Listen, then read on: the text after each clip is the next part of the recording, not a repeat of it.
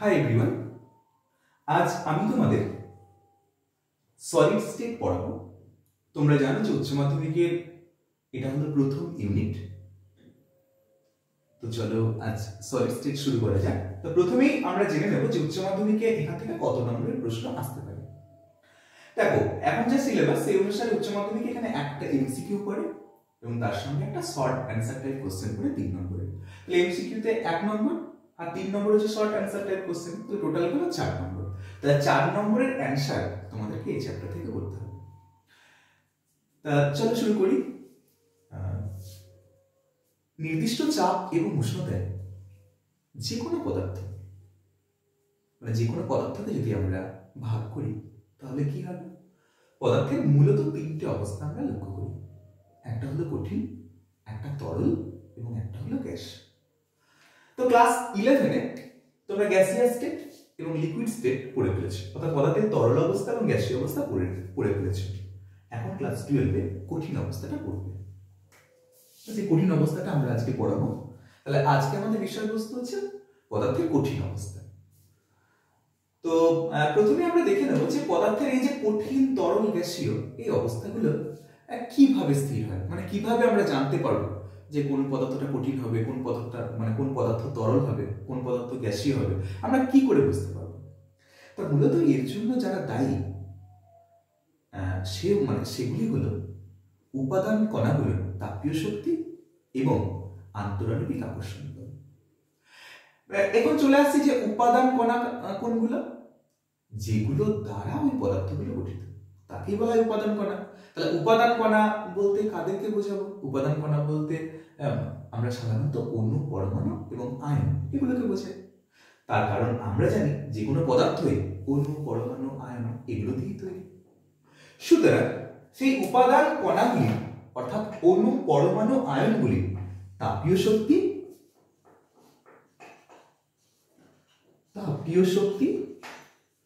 ও আন্তরাণবিক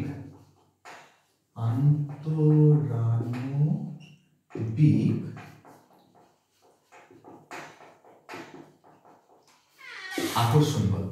তাহলে তাপীয় শক্তি এবং আন্তরাণবিক আকর্ষণ বল এরা স্থির করে যে কোনো পদার্থ কঠিন হবে না তরল হবে না গ্যাসীয় হবে। এখন দেখে নেওয়া যাক এই তাপীয় শক্তিটা কি। তাপীয় শক্তি মানে হলো এই ধরো কোনো পদার্থের মধ্যে যদি তাপীয় শক্তি বেশি হয়, তাহলে তাপীয় শক্তি বেশি মানে কি? সেই পদার্থগুলোর মধ্যে তাদের মধ্যে কি কম্পন বেশি হয়ে যাবে।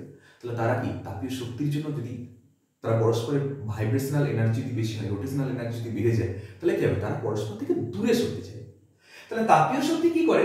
সবসময় পদার্থগুলোকে দূরে সরাতে চায়। তাহলে তাপীয় শক্তি পদার্থের অণু, মানে পদার্থের মধ্যে যে উপাদান কণাগুলো রয়েছে অর্থাৎ অণু, পরমাণু, আয়নগুলোকে পরস্পর দূরে সরাতে চেষ্টা করে। আর আন্তরাণবিক আকর্ষণ বল কি করে? আন্তরাণবিক আকর্ষণ বল ওই উপাদান কণাগুলোকে সঙ্গবদ্ধ রাখতে অর্থাৎ কাছাকাছি থাকতে সাহায্য করে। তাহলে কঠিনের ক্ষেত্রে কি হয়? এই আন্তরাণবিক আকর্ষণ বলটা অনেক বেশি হয় দেন তাপীয় শক্তি। তাহলে কঠিনের ক্ষেত্রে আন্তরাণবিক আকর্ষণ বল অনেক বেশি তাপীয় শক্তির তুলনায়। অর্থাৎ কঠিনের ক্ষেত্রে কণাগুলো কি খুব ঘন সন্নিবিষ্ট অবস্থায় কাছাকাছি থাকে, খুব মানে তাদের যে অণু, পরমাণুগুলো খুব ঘন সন্নিবিষ্ট অবস্থায় কাছাকাছি অবস্থান করে। একটা কথা বলে দিই, এই যে আমি পরমাণু বা অণু যাই আঁকছি না কেন, এগুলো অনেকটা বড় করে আঁকছি তোমাদের বোঝানোর জন্য, কিন্তু এত তো বড় হয় না, তোমরা সবাই জানো। তা এই খুব ঘন সন্নিবিষ্ট, মানে এদের মধ্যে ফাঁকা জায়গা থাকবে না। তা অর্থাৎ এই কারণে কঠিনের কি নির্দিষ্ট আকার, আয়তন সবই আছে। আবার তোমরা এটাও জানো যে গ্যাসীয়, মানে এটা তোমরা ক্লাস 11-এ শিখে ফেলেছো যে গ্যাসীয় পদার্থ, তাহলে তাদের মধ্যে কি তাপীয় শক্তি বেশি কার থেকে? আন্তরাণবিক আকর্ষণ বলের থেকে। তাহলে আন্তরাণবিক আকর্ষণ বলের থেকে যদি তাপীয় শক্তি বেশি হয়, তাহলে কি পদার্থগুলো দূরে সরে থাকবে। সেই কারণে গ্যাসের কণাগুলো কি মানে একটা এখানে একটা ওখানে, মানে অনেকটা ফাঁকা জায়গা থাকে, অর্থাৎ তাদের মধ্যে কোনো আকর্ষণ বল নেই। আকর্ষণ বল না থাকার জন্য নির্দিষ্ট আকার, আয়তন কিছুই নেই। কিন্তু তরলের ক্ষেত্রে ঠিক মাঝামাঝি, অর্থাৎ কঠিনের ক্ষেত্রে তাপীয় শক্তি কম, তরলের ক্ষেত্রে তাপীয় শক্তি একটু বেশি। আবার কঠিনের ক্ষেত্রে আন্তরাণবিক আকর্ষণ বল যতটা, তরলের ক্ষেত্রে তার থেকে আন্তরাণবিক আকর্ষণ বল কম। সেই কারণে এদের নির্দিষ্ট আকার না থাকলেও এদের আয়তন আছে। তাহলে এই গেল পদার্থের শ্রেণী বিভাগ। এখন আমরা যেহেতু তরল আর গ্যাসীয় মানে পড়ানো হয়ে গেছে আমাদের ক্লাস 11-এ, আমরা কঠিন নিয়ে আলোচনা করব।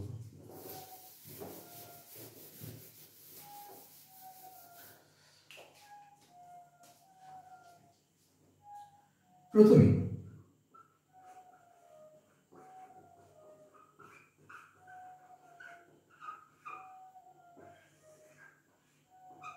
কঠিনের বৈশিষ্ট্য। তাহলে এই যে কঠিন পদার্থ, এই কঠিন পদার্থের বৈশিষ্ট্য কি? প্রথমে 1 নম্বর, তোমরা সবাই জানো যে কঠিন পদার্থের নির্দিষ্ট আকার আয়তন 2 আছে। তাহলে কঠিন পদার্থের নির্দিষ্ট আকার আয়তন 2 আছে। নাম্বার 2, কঠিন পদার্থের আন্তরাণবিক আকর্ষণ বল গ্যাস এবং তরলের তুলনায় অনেক বেশি। কঠিন পদার্থের আন্তরাণবিক আকর্ষণ বল গ্যাস এবং তরলের তুলনায় অনেক বেশি। নাম্বার 3, কঠিন পদার্থগুলো কেমন হবে? কঠিন পদার্থগুলো হবে দৃঢ় এবং অসংনম্য। দৃঢ় মানে কি? খুব শক্ত। কেন? না তো অন্যগুলো খুব কাছাকাছি ঘন সন্নিবিষ্ট অবস্থায় আছে, তাদের মধ্যে কোনো ফাঁক নেই, তার মানে কি এরা খুব শক্ত হবে। আবার এরা হবে অসংনম্য। অসংনম্য মানে হলো ইনকম্প্রেসিবল। ইনকম্প্রেসিবল মানে কি? ইনকম্প্রেসিবল মানে হলো ধর একটা গ্যাস কোন একটা কন্টেনারে রাখা আছে গ্যাস, এবং গ্যাসকে তুমি চাপ দিলে, তাহলে গ্যাসকে চাপ দিয়ে কি গ্যাসের আয়তন কি কমানো যায়, অর্থাৎ এটা যে কম্প্রেসিবল, অর্থাৎ আয়তনটাকে ছোট করা যায়, কমানো যায়। কিন্তু যদি তুমি এখানে একটা লোহার টুকরো ভরে দিলে, যদি চাপ দিলে, তাহলে আয়তন কি ছোট করা যাবে? যাবে না। তাহলে সেই কারণে কি এরা হচ্ছে অসংনম্য, অর্থাৎ এরা হচ্ছে ইনকম্প্রেসিবল। তাহলে এই গেল মোটামুটি কঠিনের বৈশিষ্ট্য। এটা তোমরা বই থেকে একবার রিডিং মেরে নেবে, তাহলেই হবে, কোনো অসুবিধা কিছু নেই। এখন চলে আসছি আমি কঠিনের শ্রেণী বিভাগ।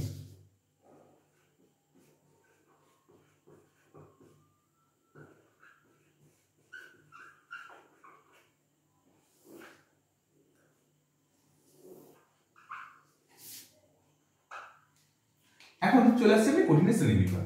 কঠিনকে দুভাগে ভাগ করেছি মূলত, একটা হলো কেলাসাকার কঠিন আর একটা হলো অনিয়তকার কঠিন। দেখো কেলাসাকার, কেলাসাকার মানে হলো ক্রিস্টালাইন, কেলাসাকার মানে হলো ক্রিস্টালাইন। আর অনিয়তাকার মানে কি? অনিয়তাকার মানে হচ্ছে অ্যামরফাস। ধরো তোমার বাড়িতে চিনি আছে, তোমার বাড়িতে লবণ আছে, ওগুলোকে হাত দিয়ে দেখলে, তাহলে হাত দিয়ে দেখলে কি দেখবে?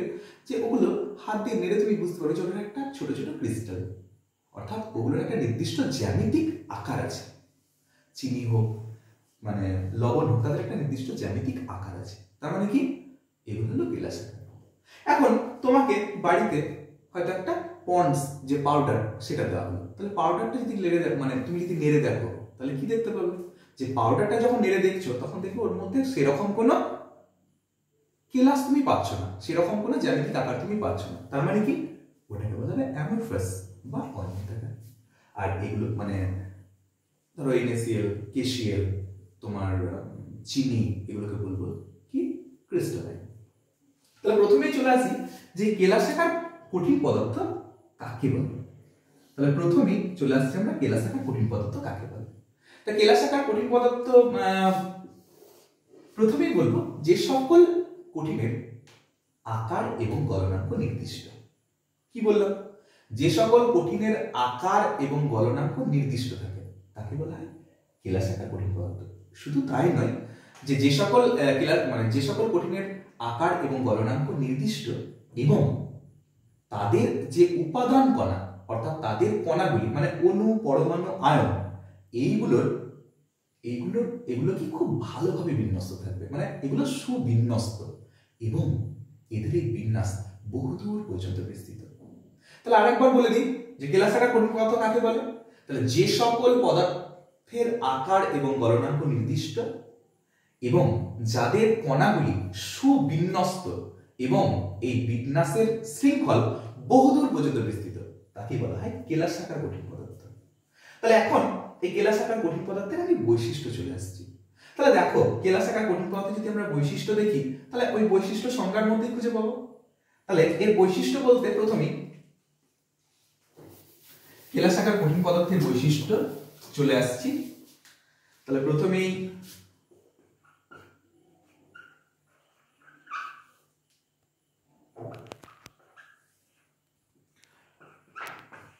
বৈশিষ্ট্য 1 নম্বর। দেখো, কেলাসাকার কঠিন পদার্থের আকার হলো নির্দিষ্ট, গলনাঙ্ক হলো নির্দিষ্ট। এই প্রসঙ্গে একটা কথা বলে দিই, গলনাঙ্ক নির্দিষ্ট মানে হলো, ধরো একটা এক্সাম্পল নিই, তাহলে ব্যাপারটা অনেকটা সহজ হবে। কিরকম এক্সাম্পল? ধরো জল, তাহলে জলের কঠিন অবস্থা কি? বরফ।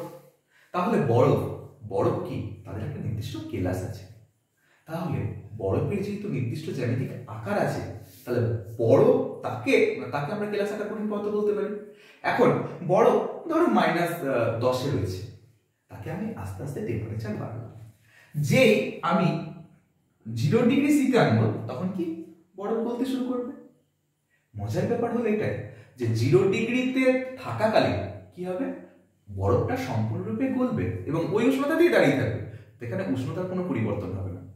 অর্থাৎ আমি বলতে চাইছি এটাই যে বরফের গলন কখনো 0 থেকে 5 ডিগ্রি বা 0 থেকে 2 ডিগ্রির মধ্যে থাকে এরকম নয়, মানে 0তেই গলবে এবং সেখানে উষ্ণতা ফিক্স থাকবে।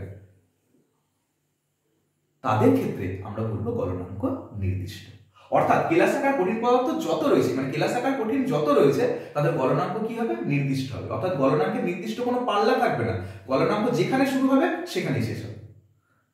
সেই কারণে এদের গলনাঙ্ক নির্দিষ্ট, এই কথাটি বলা হয়।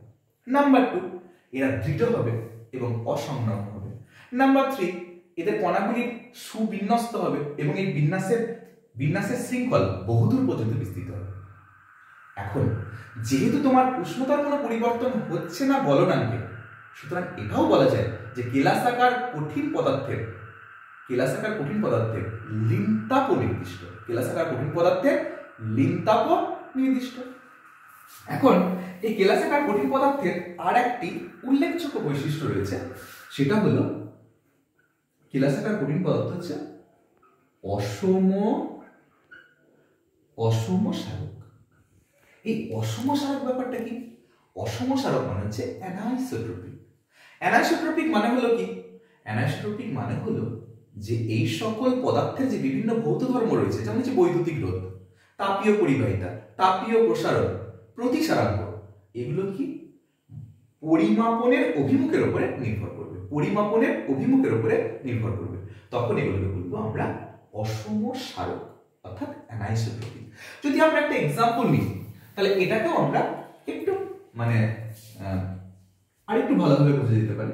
আমরা এমন একটা কেলাসাকার কঠিন পদার্থ নিলাম যেটা দুটো উপাদান কণিকা নিয়ে তৈরি, একটা ছোট আর একটা তুলনামূলক তার থেকে একটু বড়। তাহলে সেগুলোকে আমরা একটু বড় বড় করে আঁকছি।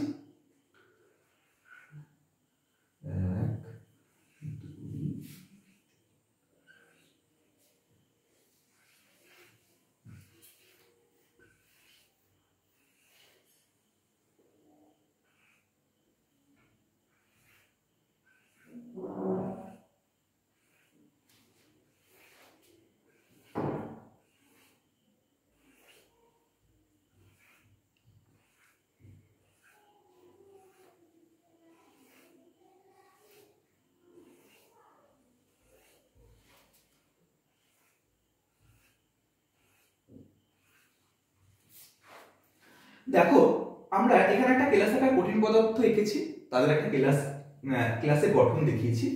সেখানে দেখানো হয়েছে যে এখানে দুটো আলাদা আলাদা কণা রয়েছে, একটা হলো ছোট আর তার থেকে একটা হচ্ছে তুলনামূলক বড়। এখন আমরা এটাকে যদি আমরা এই বরাবর একটা রেখা কল্পনা করি, ধরো এটা AB, তাহলে AB বরাবর একটা রেখা কল্পনা করলাম। তাহলে AB বরাবর রেখাতে আমরা দেখতে পাচ্ছি যে এখানে দেখো বাঁ দিক এবং ডান দিকে উভয় পাশে কণার সংখ্যা কিন্তু সমান নয়। AB রেখার উভয় পাশে কণার সংখ্যা সমান নয়। আবার আমি যদি এই বরাবর একটা দাগ কল্পনা করি, এটা ধরো CD, এই CD বরাবর যদি আমরা একটা রেখা কল্পনা করি, তাহলে দেখবো CD এর উভয় পাশে কণার সংখ্যা সমান।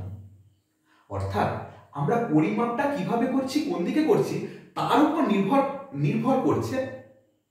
অর্থাৎ কেলাসাকার কঠিন পদার্থ হচ্ছে অ্যানাইসোট্রপিক। অর্থাৎ পরিমাপনের উপর যদি নির্ভর করে, আমরা একটু আগে বললাম পরিমাপনের উপর যদি নির্ভর করে তাহলে তাকে বলবো অ্যানাইসোট্রপিক। অর্থাৎ কেলাসাকার কঠিন পদার্থের পরিমাপ দুই দিক থেকে করলে আলাদা আলাদা হবে, ঠিক আছে?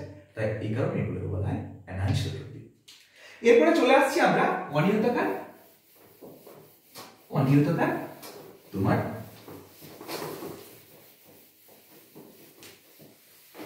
কঠিন পদার্থ, ঠিক আছে? তা আমরা দেখো একটু আগে কেলাসাকার কঠিন পদার্থ বললাম, এখন আমরা পড়াবো অনিয়তাকার কঠিন পদার্থ।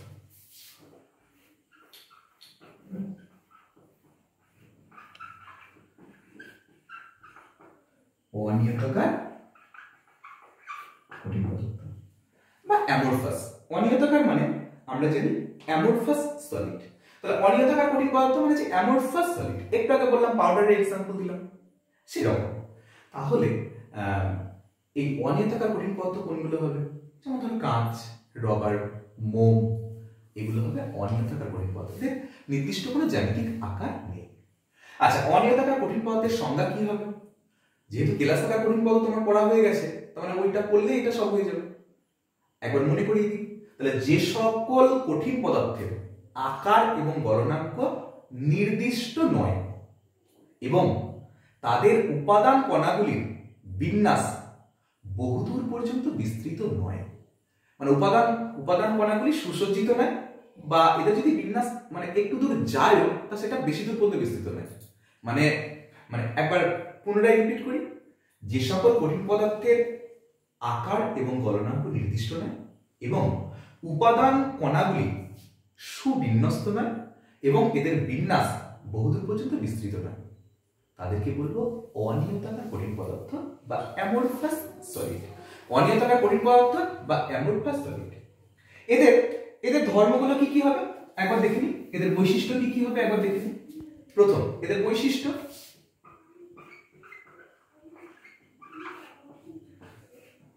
নাম্বার। এরা কি হবে? এদের বৈশিষ্ট্য প্রথম হলো তোমার, এদের বৈশিষ্ট্য প্রথম 1 নম্বর, এদের আকার এবং গলনাঙ্ক নির্দিষ্ট নয়। তা গলনাঙ্কের ব্যাপারে কেলাসাকার কঠিন পদার্থের ক্ষেত্রে আমি বলেছিলাম। তা এক্ষেত্রে ধরো মানে অনিয়তাকার কঠিন পদার্থের ক্ষেত্রে গলনাঙ্ক কি হবে? একটা নির্দিষ্ট পাল্লা থাকবে। ধরো তার গলন শুরু হলো 50 ডিগ্রিতে, তার গলনটা ধরো মোটামুটি 55 শেষ হবে। অর্থাৎ কি, মানে গলন এক জায়গায় শুরু হবে আর এক জায়গায় শেষ হবে, এক জায়গায় শুরু হবে আর এক জায়গায় শেষ হবে, অর্থাৎ গলনের একটা নির্দিষ্ট পাল্লা থাকবে। তাহলে এই কারণে অনিয়তাকার কঠিন পদার্থের কি গলনাঙ্ক নির্দিষ্ট নয়। নাম্বার টু, এদের বিন্যাস সুসজ্জিত নয় আর এদের বিন্যাসের এই শৃঙ্খল অল্প দূর পর্যন্ত বিস্তৃত, মানে বহুদূর বিস্তৃত নয়। এমনিতে বিস্তৃত নয়, কিন্তু যদি কারো ক্ষেত্রে বিস্তৃত থাকে তাহলে সেটা অল্প দূর পর্যন্ত বিস্তৃত। নাম্বার 3, এরা কিছুটা সংলম্ব। এরা কিছুটা সংলম্ব, কিছুটা দৃঢ়, মানে খুব শক্তপোক্ত নয় বা খুব সংলম্ব নয়। তাহলে কিছুটা দৃঢ়, কিছুটা সংলম্ব। নাম্বার 4, তাহলে নাম্বার 4 কি?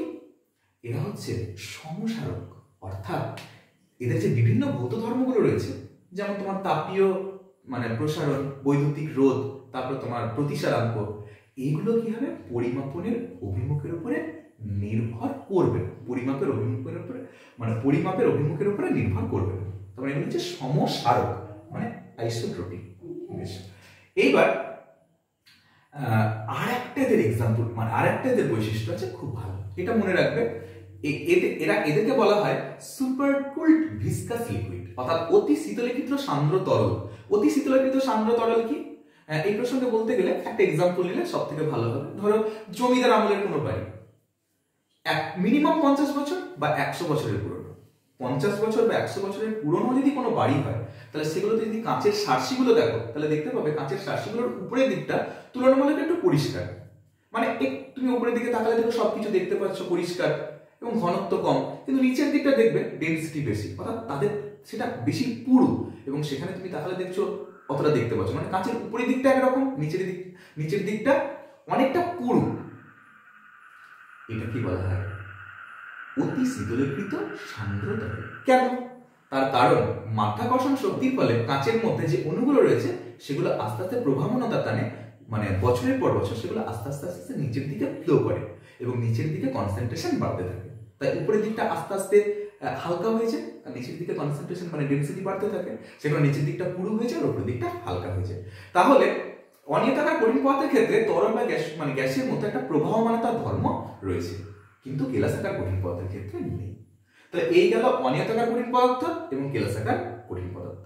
এখন তোমাদের বাড়িতে একটা টাস্ক থাকবে যে অনিয়তাকার কঠিন পদার্থ এবং কেলাসাকার কঠিন পদার্থের মধ্যে পার্থক্য কি, এটা তোমরা বাড়িতে লিখে লিখে করবে। আর একটা কথা, আমি এগুলো যখন পড়াচ্ছি তোমরা বইটাকে ফলো করবে আর আমার এটা বারবার মানে শুনবে একাধিকবার, তাহলে দেখবে পড়ারই দরকার হবে না, বইটা পড়লে খুব সহজ লাগবে। যাই হোক, এবার আমরা কেলাসাকার কঠিন পদার্থ তাদের আমরা শ্রেণী বিভাগ পড়াবো।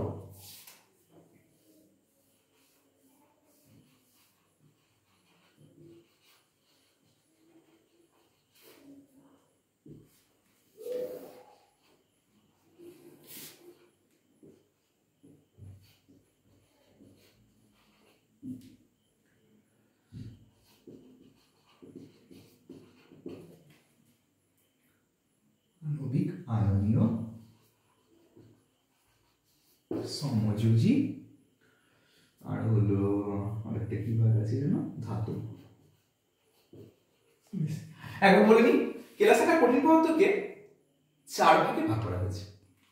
একটা হলো আণবিক কেলাসাকার কঠিন পদার্থ, আয়নীয় কেলাসাকার কঠিন পদার্থ, সমযোজী কেলাসাকার কঠিন পদার্থ এবং ধাতব কেলাসাকার কঠিন পদার্থ। আমরা এই প্রত্যেকটার সংজ্ঞা বলবো এবং উদাহরণ বলবো। প্রথমে আণবিক কেলাসাকার কঠিন পদার্থ কাকে বলে? দেখো, এই কেলাসাকার কঠিন পদার্থের যে ভাগগুলো সেগুলো মূলত তাদের দুটো ধর্মের উপর নির্ভর করে করা হয়েছে। কি কি? একটা হলো তাদের মধ্যে যে অণু পরমাণু আয়নগুলো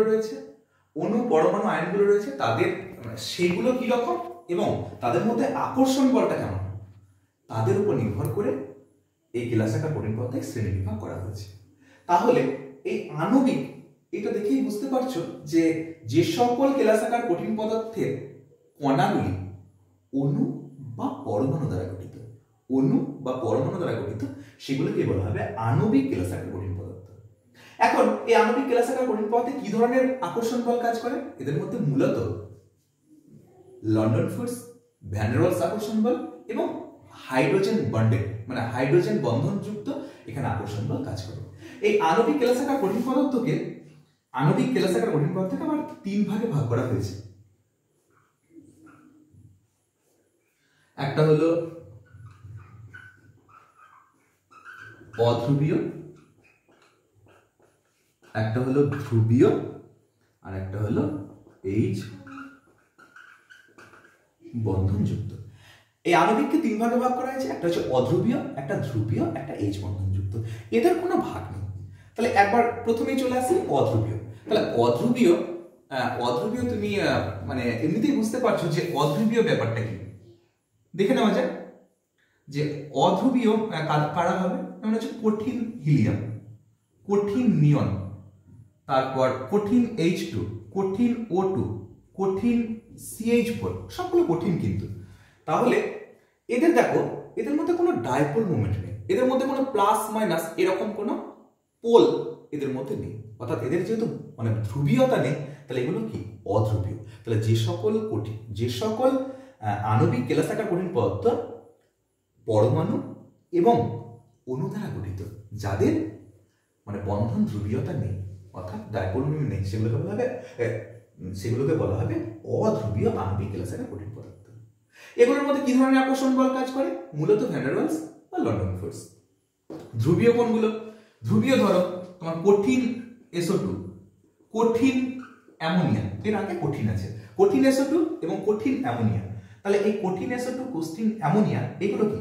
এরা কিন্তু উভয় ডাইপোল মোমেন্ট রয়েছে, অর্থাৎ এরা হচ্ছে ধ্রুবীয়, মানে এদের মধ্যে একটা ডেল্টা প্লাস এবং ডেল্টা মাইনাস এরকম বন্ধন ধ্রুবীয়তা রয়েছে, অর্থাৎ এরা হচ্ছে ধ্রুবীয় আণবিক কেলাসাকার কঠিন পদার্থ। এদের মধ্যে কি ধরনের আকর্ষণ বল কাজ করে? ওই ভ্যান ডের ওয়ালস বলতে পারো, মানে এদের মধ্যে মূলত যে বন্ধনটা থাকে সেটা হচ্ছে ডাইপোল আকর্ষণ বল। আর লাস্ট হচ্ছে হাইড্রোজেন বন্ধনযুক্ত। তাহলে হাইড্রোজেন বন্ধনের ক্ষেত্রে আমরা বরফের থেকে আর ভালো এক্সাম্পল কিছু পেতে পারি না, তার কারণ বরফ, তুমি যদি বরফের মধ্যে 2 হাইড্রোজেন তোমার বরফ হচ্ছে কি কেলাস আকার কঠিন পদার্থ, আর তাদের মধ্যে কি থাকে হাইড্রোজেন বন্ধন থাকে। হাইড্রোজেন বন্ধনকে আমরা এখানে কাট মার্কের মাধ্যমে প্রকাশ করেছি। তাহলে এখানে হাইড্রোজেনটা কি ডেল্টা প্লাস এবং অক্সিজেনটা যে ডেল্টা মাইনাস, একটা তীব্র তড়িৎ মৌল আর একটা হাইড্রোজেন। তাহলে যেহেতু এরাও কিন্তু ধ্রুবীয়, কেন না এদের মধ্যে মানে ডেল্টা প্লাস এবং ডেল্টা মাইনাস এই এন গুলো রয়েছে, তাই এদেরকেও বলা হবে কি ধ্রুবীয়। তাহলে এটাকে বলা হবে এইচ বন্ধনযুক্ত আণবিক কেলাস আকার কঠিন পদার্থ। তাহলে আমার এই আণবিক কেলাস আকার কঠিন পদার্থের যে ভাগ সেগুলো শেষ হলো। এখন চলে আসছি আমি আয়নীয়। দেখো আয়নীয় কথাটা শুনে মনে হচ্ছে নিশ্চয় এখানে কোনো আয়ন থাকবে। হ্যাঁ অবশ্যই, যেমন হচ্ছে কঠিন KCl, তাহলে এখানে K+Cl মাইনাস, কঠিন NaCl, তাহলে Na+Cl মাইনাস, Na2SO4, এখানে Na+, তারপরে SO4 2Na+ আর SO4 তোমার 2 মাইনাস, তাহলে তারপরে তোমার ধরো জিঙ্ক সালফাইড। তাহলে এইগুলো কি দেখো প্রত্যেকের ক্ষেত্রে একটা ধনাত্মক এবং ঋণাত্মক আয়ন রয়েছে, প্রত্যেকের ক্ষেত্রে একটা ধনাত্মক এবং ঋণাত্মক মানে আয়ন রয়েছে। তাহলে যাদের ক্ষেত্রে এইরকম মানে তোমার কঠিন NaCl, কঠিন KCl, কঠিন মানে Na2SO4, তাহলে এগুলো কি হবে আয়নীয় কেলাস আকার কঠিন পদার্থ। এদের মধ্যে কি একটা ক্যাটায়ন একটা আয়ন রয়েছে, তাহলে এদের মধ্যে কি ধরনের আকর্ষণ বল কাজ করবে? অবশ্যই এদের মধ্যে আকর্ষণ বল কাজ করবে কুলম্বীয় আকর্ষণ বল বা স্থিরতারেখিক আকর্ষণ বল। হ্যাঁ, এখন আমি একটা জিনিস মিস করেছি, সেটা হচ্ছে আণবিক কেলাস আকার কঠিন পদার্থের ধর্ম কি হবে। দেখো আণবিক কেলাস আকার কঠিন পদার্থ কি হয়, একটু নরম প্রকৃতির হয়। তাহলে নরম প্রকৃতি হওয়ার জন্য কি হবে, এদের গলনাঙ্ক কি হবে, গলনাঙ্ক এবং লিনতাপ কি হবে নিম্নমানের হবে, মানে গলনাঙ্ক একটু কম হবে। আর এরা তাপ এবং তড়িতের কি হবে কুপরিবাহী হবে। এখন আয়নীয়, তাহলে আয়নীয় কেলাস আকার কঠিন পদার্থ কি হবে শক্ত হবে আবার ভঙ্গুর হবে। যেমন ধরো NaCl শক্ত, কিন্তু তুমি হাত দিয়ে একটু চাপ দাও তাহলে আবার লবণের টুকরোগুলো কি ভেঙেও যেতে পারে। যেমন ল্যাবরেটরিতে দেখেছো পটাশিয়াম ক্লোরাইড এই সল্টকে তুমি চাপ দাও তাহলে ভেঙে যাবে। তাহলে এরা শক্ত হয় আবার ভঙ্গুর হয়। বেশ, এরা কি হবে কঠিন অবস্থায় তাপ পরিবহন করবে না, কিন্তু এগুলো যদি জলে দ্রবীভূত করে দেওয়া হয়, তাহলে জলে দ্রবীভূত করলে কি হবে এরা তড়িৎ পরিবহন করতে পারবে। অর্থাৎ দ্রবীভূত অবস্থায় এরা হচ্ছে তাপ তড়িতের সুপরিবাহী। এই গেল আয়নীয় কেলাস আকার কঠিন পদার্থ মানে সমযোজী। দেখো সমযোজী মানে হচ্ছে মূলত অধাতব যে পরমাণুগুলো রয়েছে সেই অধাতব পরমাণুগুলো সমযোজী বন্ধনের মাধ্যমে যুক্ত হয়ে এই কেলাস আকার কঠিন পদার্থ তৈরি করে। তাকেই বলা হবে সমযোজী কেলাস আকার কঠিন পদার্থ। যেহেতু সমযোজী বন্ধন অনেকটা শক্তিশালী একটা বন্ধন, তাই এগুলো পরস্পর যুক্ত হতে হতে অতিকায় অণু সৃষ্টি করে এবং জায়ান্ট মলিকুল এর জন্ম দেয়। যেমন হীরক, গ্রাফাইট, বোরন কার্বাইড, সিলিকা, এগুলো সবই হচ্ছে সমযোজী কেলাস আকার কঠিন পদার্থ। দেখো হীরক, গ্রাফাইট, তারপরে বোরন নাইট্রাইড, তারপরে সিলিকা, এই নামগুলো শুনে বুঝতেই পারছো যে এরা কি হবে একটু শক্ত হবে এবং দৃঢ় হবে। তাহলে এরা সাধারণত শক্ত, তাহলে গলনাঙ্ক কি হবে উচ্চমানের হবে এবং এদের তাপ এবং তড়িৎ মানে এরা কি এদের তড়িৎ পরিবহন ক্ষমতা কি থাকবে না, তাহলে হীরকে তড়িৎ পরিবহন ক্ষমতা নেই। এখানে আরেকটা জিনিস জানতে হবে, সেটা হচ্ছে এর মধ্যে যে গ্রাফাইট বললাম, হ্যাঁ গ্রাফাইট এবং বোরন নাইট্রাইড কিন্তু তড়িৎ পরিবহন করে। আবার হীরক কিন্তু খুব কঠিন, কিন্তু গ্রাফাইট কিন্তু অত কঠিন না, গ্রাফাইট কিন্তু ভঙ্গুর। তাহলে গ্রাফাইট ভঙ্গুর এটা একটা ব্যতিক্রম, আর গ্রাফাইট তড়িৎ পরিবহন করে, বোরন নাইট্রাইড তড়িৎ পরিবহন করে, এটাও একটা ব্যতিক্রম। বাকি এদের ধর্ম কেমন হবে কঠিন হবে এবং গলনাঙ্ক উচ্চমানের হবে। তাহলে এই গেল সমযোজী কেলাস আকার কঠিন পদার্থ। আজকে লাস্ট পড়া সেটা হলো ধাতব কেলাস আকার কঠিন পদার্থ। দেখো ধাতব কেলাস আকার কঠিন পদার্থ মানে হলো সেটা একটা ধাতব বন্ধন থাকবে। ধাতব বন্ধনটা আবার কি, তাহলে এটা বোঝাতে গেলে আমাকে একটা এক্সাম্পল দিতে হবে।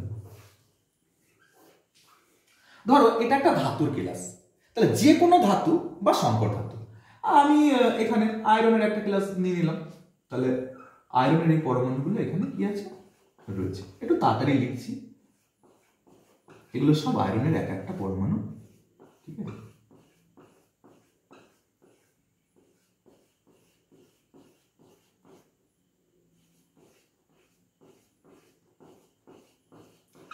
ছবিটা খুব ভালো হচ্ছে না, তার কারণ আমি একটু তাড়াতাড়ি করছি, তোমরা একটু ভালো করে আঁকবে।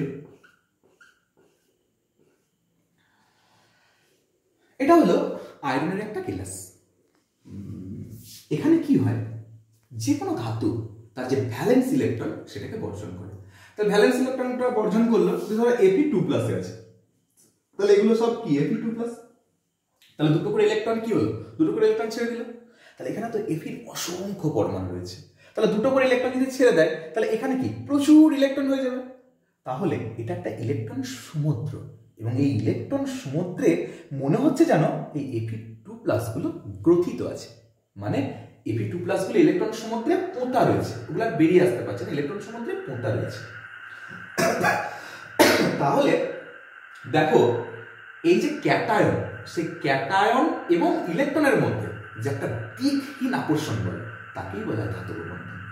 তাহলে যে সকল কেলাসাকার কঠিন পদার্থের মধ্যে মূলত ধাতু দ্বারা যেগুলো গঠিত বা সংকর ধাতু দ্বারা গঠিত, তাদের মধ্যে যে ধাতব ক্যাটায়নগুলো রয়েছে, সেই ক্যাটায়নের সঙ্গে ইলেকট্রনের যে একটা দিকহীন আকর্ষণ বল, তাকেই বলা হবে মানে ধাতব কেলাসাকার কঠিন পদার্থ।